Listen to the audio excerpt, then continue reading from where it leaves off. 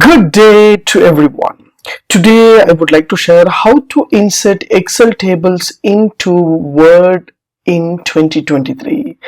Let me show you how to do that. Yes, from my laptop, I just open Excel. So I have employee data with Excel. So I just want to bring this entire table into Word.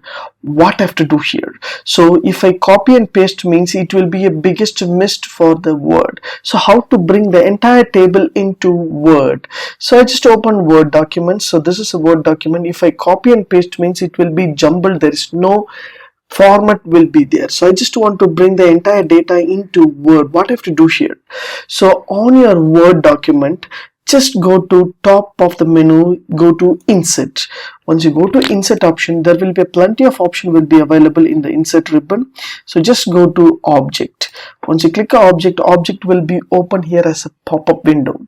So here there will be create new and create from a file will be there.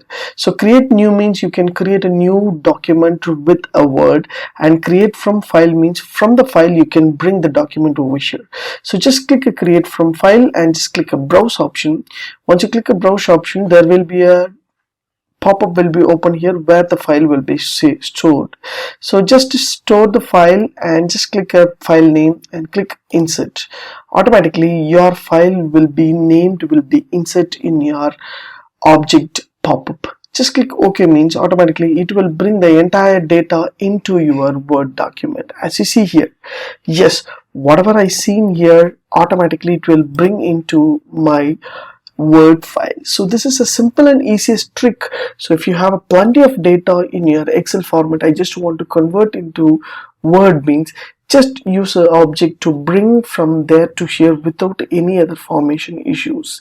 So it is easy and flexible option to create a document from Excel to Word. If you like these tips, please share with your friends and subscribe my HowXT channel. Thanks for watching, dear friends. Have a great and good day.